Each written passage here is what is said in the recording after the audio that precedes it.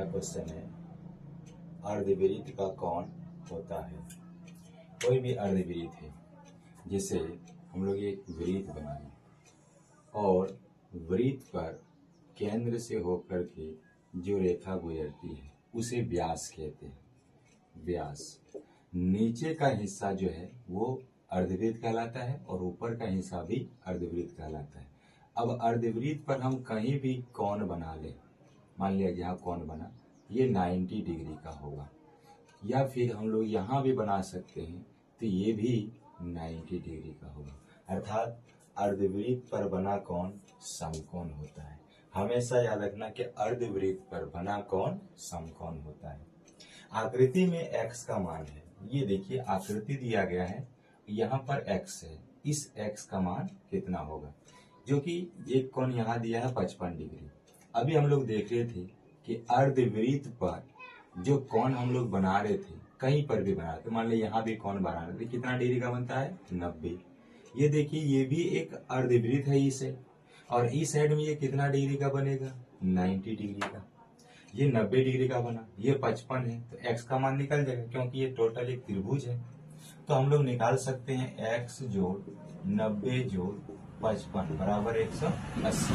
तो 180 क्योंकि ये एक त्रिभुज बन रहा है, त्रिभुज का अंतःकोण, त्रिभुज का अंतःकोण 180 डिग्री होता है। इन दोनों को जोड़ना है, x का मान निकल जाएगा। x जोड़ 5 9 5 14 बराबर 180। x का मान निकालना है 180 माइनस 145। 10 में 5 गया 5, 7 में 4 गया 3, और ये 1 में गया कैंसिल, यानी 35 डिग्री। तो हमारा ए नंबर ऑप्शन सही है। इस प्रकार की आकृति एक पूछा जाएगा जो कि हमको निकालना है। यहाँ पर इग्नोर रहेगा कौन, हम लोग को जानना है कि अर्धवृत्त पर बना कोण 90 डिग्री का होता है। अगला क्वेश्चन है, किसी वृत्त की त्रिज्या 5 सेंटीमीटर और उसके केंद्र से जीवा पर खींचा गया लंब 4 cm है, जीवा की लंबाई कितना है। किसी वृत्त, सबसे पहले क्वेश्चन देखते हैं, किसी वृत्त, मान लिया जाए एक वृत्त बनाते हैं, ये वृत्त बन गया।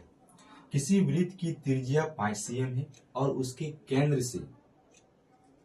से जीवा पर खींचा गया लंब, कोई जीवा है, मान लिया हम लोग ए बी एक जीवा खींचे, ए बी ये एक जीवा है, तो केंद्र से जीवा पर डाला गया लंब, ये वाला लंब यानी कि 90 डिग्री इधर होता है उधर भी 90 डिग्री, ये 4 सेंटीमीटर है।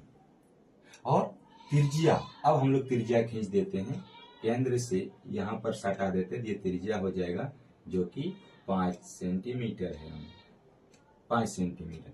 अगर हम इधर भी एक त्रिज्या आप मिलाना चाहते हैं तो ये वाला भी हो जाएगा 5 सेंटीमीटर। अब हमें पूछता है कि जीवा की लंबाई, अब देखिए ए बी टोटल लंबाई पूछ रहा है। यहाँ पर जो हमारा केंद्र से जीवा लंब डाले, इसका नाम मान लिया जाए सी दे देते हैं, और ये ओ है। अब हम जरा गौर से देखेंगे कि हमारा ए सी ओ एक समकोण त्रिभुज बन रहा है, क्योंकि यह 90 डिग्री है इसलिए ये एक समकोण त्रिभुज। और समकोण त्रिभुज में सबसे बड़ी भुजा कर्ण होती है, ये लंब है, तो आधार निकल जाएगा AC। AC निकाल लेते हम लोग,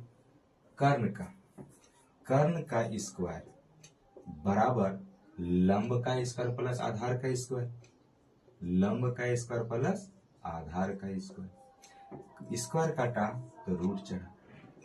कर्ण कितना दिया है 5, या फिर ठीक है 5, हम लोग को आधार निकालना है तो आधार का इस सूत्र से निकाल लेते हैं, आधार का स्क्वायर निकालना है, आधार का स्क्वायर इक्वल टू कर्ण का स्क्वायर माइनस लंब का स्क्वायर, स्क्वायर कटेगा तो रूट चढ़ेगा। अगर कर्ण निकालना होता तो ये सूत्र लगाते, लेकिन हम लोग को अभी आधार निकालना है तो ये वाला सूत्र लगाएंगे।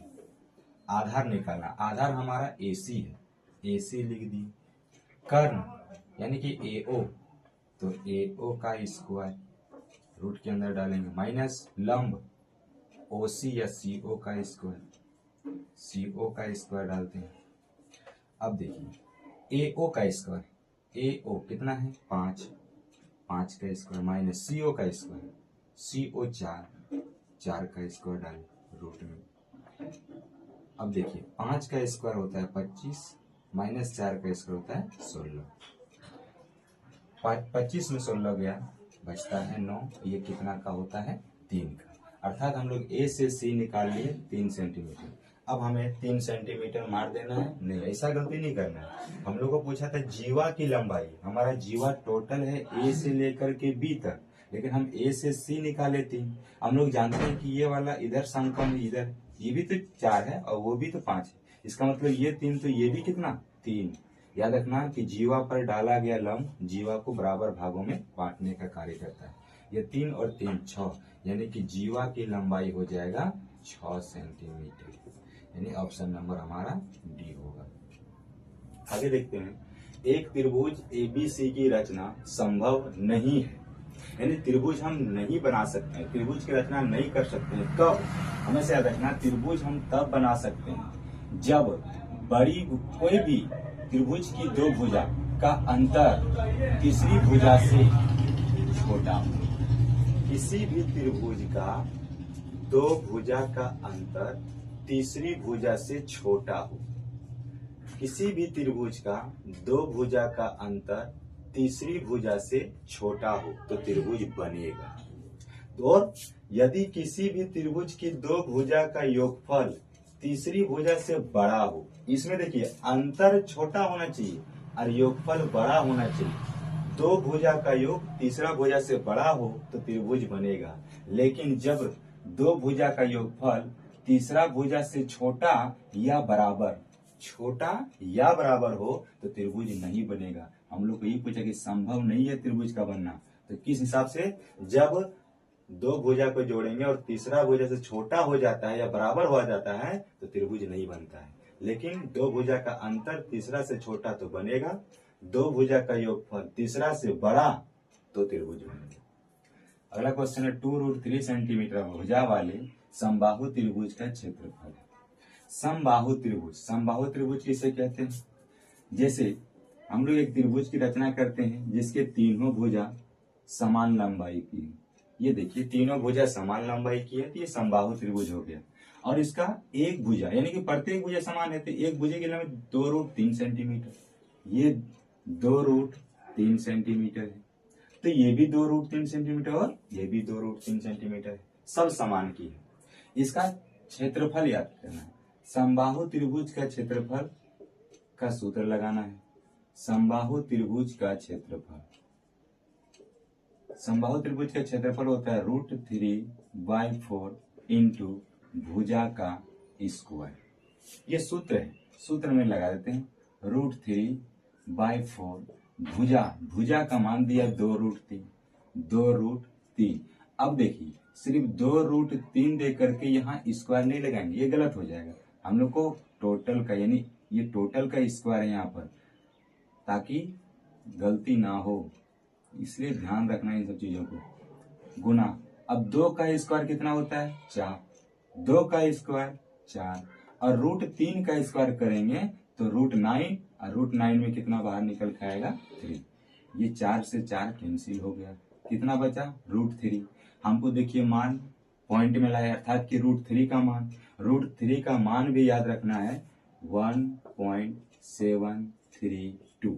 √3 का मान पुट कर दिया 1.732 इंटू यहाँ पर 3 है। अब गुना करते हैं, 3 दूना 6, 3 तिया 9, 3 सत्ते 21, बचा 2, 3 एके 3 2 5 सेंटीमीटर। क्या निकाल रहे हैं हम लोग? क्षेत्रफल, तो स्क्वायर लगाना है। अब देखिए एक 5.196 सेंटीमीटर स्क्वायर है, तो ये वाला हमारा आंसर सही होगा। अगला क्वेश्चन क्या? 8 मीटर लंबा, 6 मीटर चौड़ा और 3 मीटर गहरा एक घनाभाकार गड्ढा खुदवाने में 30 रुपया प्रति मीटर क्यूब की दर से होने वाले व्यय ज्ञात कीजिए। कोई घनाभाकार गड्ढा खुदवाना है। ये घनाभाकार यानी एक घनाभ की आकृति बनाए जो आयताकार से बनता है, बॉक्स टाइप का। ये देखिए, ये घनाभाकार गड्ढा हमको खुदवाना है जिसकी लंबाई, चौड़ाई और ऊंचाई दिया गया है। 8 मीटर लंबा, L का मान 8, बी का मान 6 और एच का मान 3, सब मीटर में है। 8 मीटर, 6 मीटर और 3 मीटर है। इसका गड्ढा खुदवाना है, तो गड्ढा खुदवाने के लिए अगर यहाँ से कोई भी क्षेत्रफल निकल रहा है, नीचे से सब आयतन निकल रहा है, तो हम लोग को हमेशा आयतन निकले, क्षेत्रफल नहीं निकले। क्षेत्रफल यह चारों तरफ का होता है। आयतन खुदवाने के लिए तो जितना उसका मटेरियल निकलेगा वो आयतन निकालना पड़ता है। तो हम लोग लिखेंगे घनाभ का आयतन या घनाभाकार गड्ढा का आयतन।